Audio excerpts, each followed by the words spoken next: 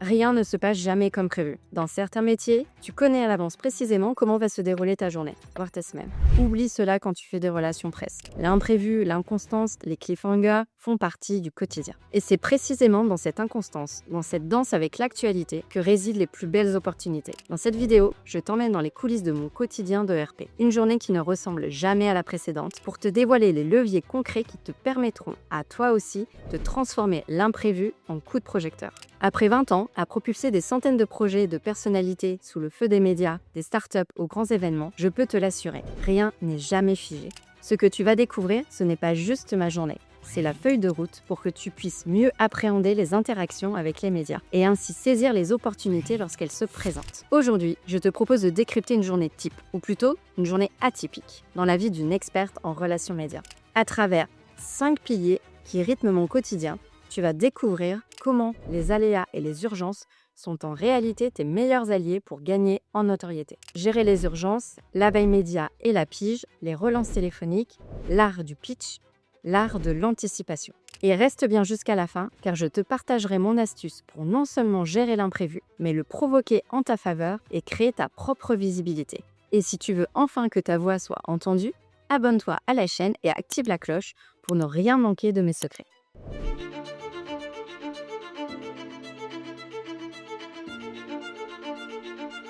Dans le monde des RP, un simple fait d'actualité, un coup de fil inattendu et c'est toute ta journée qui peut être chamboulée. Mon téléphone sonne. Un client m'annonce une fusion-acquisition stratégique qui vient d'être officialisée plus tôt que prévu. Quelques minutes plus tard, un journaliste m'appelle en quête d'un expert sur un sujet brûlant. Bien sûr, ma to-do list initialement prévue s'en trouve aussitôt réécrite. Dans les relations presse, l'actualité, qu'elle soit celle de mes clients ou sociétale, n'attend pas. La réactivité est notre maître mot. Si tu avais planifié de passer la journée à faire de la gestion comptable ou de la paperasse, tu peux oublier illico. Mais ce que tu ne sais pas, c'est que c'est souvent dans ces moments-là que se créent les plus belles opportunités. On pourrait croire que ces imprévus sont de simples contraintes, des interruptions frustrantes qui te font perdre du temps. Si tu laisses ces opportunités filer, si tu ne réagis pas ou si tu te sens dépassé par la situation, c'est exactement ce qui se passera. Tu manqueras des occasions uniques de te faire entendre, de démontrer ton expertise et de capter l'attention des médias. Ta visibilité restera stagnante malgré toutes tes compétences, te laissant dans l'ombre, tandis que d'autres, plus réactifs, prendront la lumière. Alors que si tu adoptes l'approche d'une RP aguerrie et que tu considères chaque urgence comme une porte dérobée vers la lumière, tout change. Quand mon client m'appelle pour m'annoncer que la fusion-acquisition prévue dans quelques mois va finalement être officialisée dans les jours qui viennent, tu sais, mon premier réflexe, c'est la petite montée d'angoisse, un peu en mode « Ok, mais là, on n'est absolument pas prêt à communiquer ». Et puis très vite, je prends un peu de hauteur et là, la lumière se fait. L'actualité politique et économique en ce moment, elle est plutôt calme. Et ça, on ne peut pas dire que ça arrive tous les jours. Du coup, tu as un impact direct. Les médias sont bien plus réceptifs aux infos marché, aux actualités entreprises. Alors, ni une ni deux, je fais le switch de mindset illico. Et je me dis, mais en fait, c'est une super bonne nouvelle parce que, soyons clairs, qui sait dans quelle situation politique et économique on sera dans quelques semaines. Aujourd'hui, là, maintenant, toutes les conditions sont réunies. Les médias économiques et spécialisés sont prêts à écouter cette actualité d'entreprise. Alors j'oublie tout ce que j'avais prévu de faire dans la journée, tout ce qui n'est pas urgent. Et je me jette illico sur la rédaction du communiqué de presse avec tous les éléments que le client m'a transmis. Et en parallèle, je me plonge dans ma liste presse qualifiée.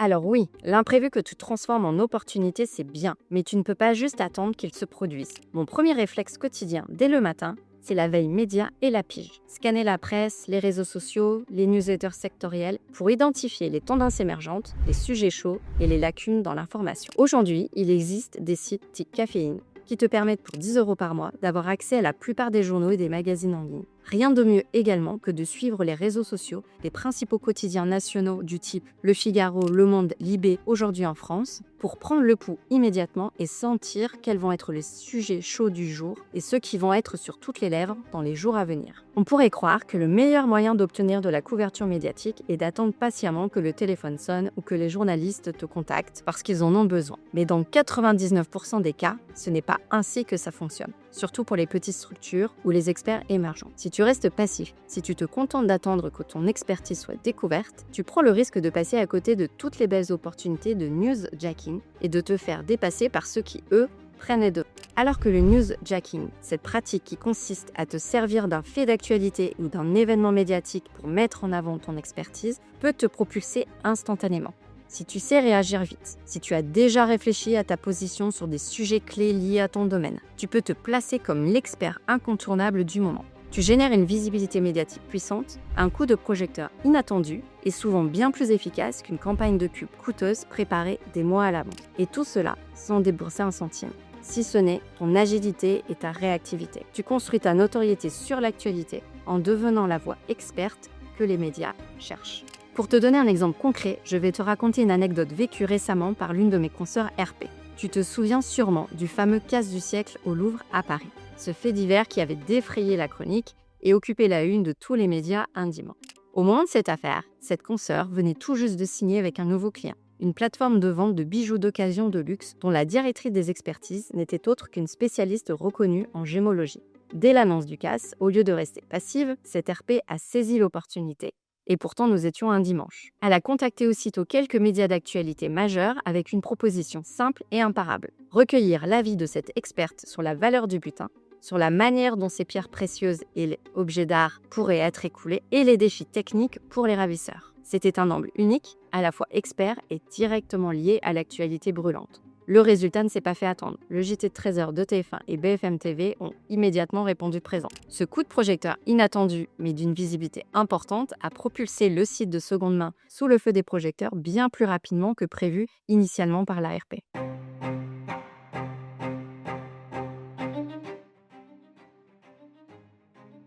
Soumettre une information, c'est une chose. La faire atterrir sur le bon bureau et susciter l'intérêt, c'en est une autre. Je réserve toujours dans ma journée un créneau horaire pour faire des relances téléphoniques. Non pas des appels intrusifs, mais des échanges stratégiques. Les journalistes sont inondés d'informations.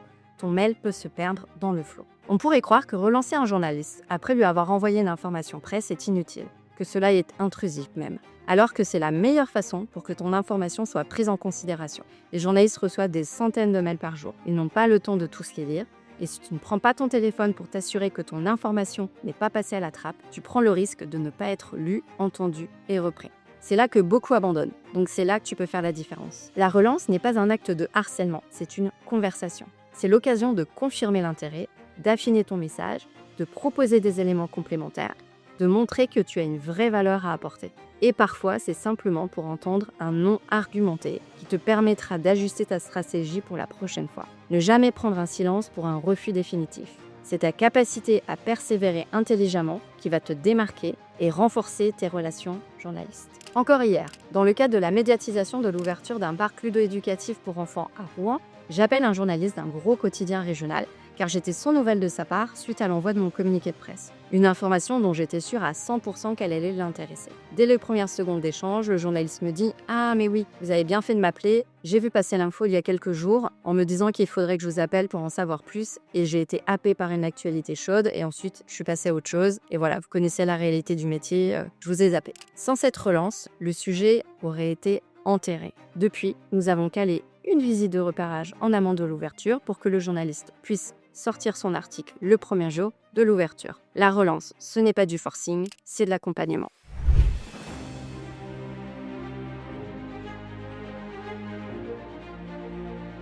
Quand je ne suis pas pendue au téléphone, je passe beaucoup de temps à raconter des histoires, mais pas n'importe lesquelles. Des histoires qui mettent en valeur le savoir-faire de mes clients, qui racontent des parcours de vie hors du commun, qui mettent en lumière des innovations ancrées dans l'air du temps. Ces histoires, pour qu'elles intéressent les médias, je dois les transformer en pitch concis et percutant.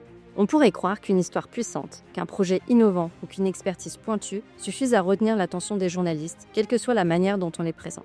On pourrait penser qu'il suffit d'envoyer un simple descriptif ou un long communiqué de presse. Et pourtant, à l'ère du tout numérique, où les journalistes sont littéralement inondés d'informations, et où leur temps est compté, sans la forme adaptée et un angle percutant, la plus belle des histoires peut passer purement et simplement à la trappe.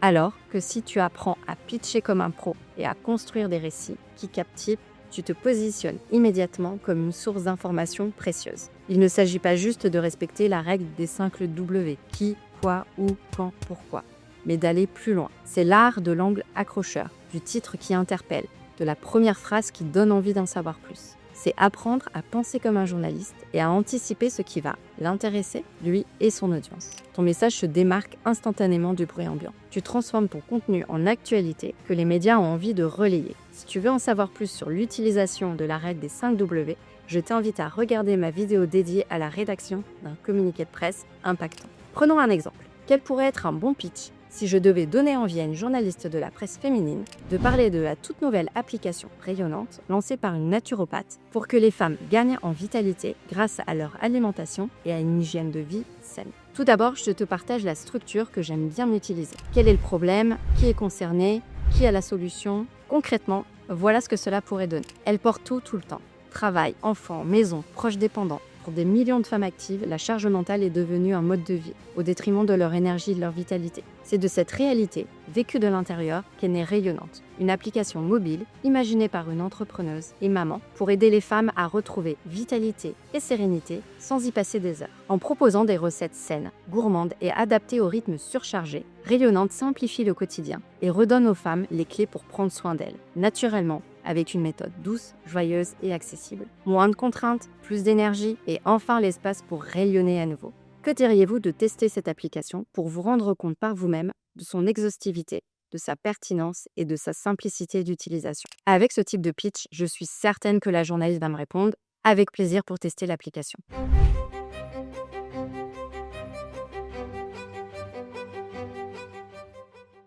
Faire de la veille, pitcher, relancer, échanger, tout ça, c'est le présent. Mais un RP digne de ce nom vit toujours avec un œil sur l'avenir. Quelles sont les grandes tendances de demain? Les événements clés, les marronniers? L'anticipation, c'est la colonne vertébrale d'une stratégie de visibilité durable. Cela fait également partie de mon quotidien. On pourrait croire que l'actualité, ça ne s'anticipe pas, qu'il faut simplement saisir la balle au bon lorsqu'elle se présente, réagir aux événements médiatiques qui surgissent. On pourrait penser qu'il suffit d'être prêt à commenter ce qui se passe. Mais si tu te contentes de cette posture réactive, tu passes ton temps à courir après les trains déjà en marche. Tu te retrouveras toujours un pas derrière les autres. Tu auras alors l'impression de commenter ce qui a déjà été dit et de ne jamais être le premier à apporter l'information pertinente. Tu restes dans le bruit ambiant sans jamais vraiment le créer. Alors que si tu embrasses l'art de l'anticipation, si tu te forces à penser comme un journaliste, mais avec une longueur d'avance, tu deviens alors celui ou celle qui crée l'actualité. Tu sais que dans 6 mois, telle loi va changer, tel événement clé va avoir lieu, ou tu as flairé qu'une nouvelle tendance de consommation venue d'ailleurs va bientôt déferler en France. Alors, tu peux commencer dès maintenant à préparer ton expertise, tes contenus, tes angles. Tu peux construire des sondages, collecter des témoignages, rédiger des analyses prospectives. Tu peux devenir la référence sur ce sujet avant même qu'il ne devienne viral. Tu ne subis plus l'actualité, tu la façonnes. Depuis 8 ans, j'ai le privilège de faire partie de l'équipe RP d'un événement international majeur de l'univers du nautisme, le Canyoting Festival, qui présente à la vente plus de 700 nouveaux bateaux chaque année. Cet événement existe depuis plus de 40 ans, et pour l'équipe RP, le challenge est immense. Comment maintenir l'intérêt médiatique et trouver de nouveaux angles, de nouveaux sujets, année après année, pour un événement si bien établi? Dans notre stratégie RP, nous avons pris l'habitude de surfer sur une actualité qui est en apparence décorrélée du salon lui-même, mais qui est cruciale pour l'ensemble du secteur, la conférence annuelle de la Fédération française des industries nautiques, la FIN.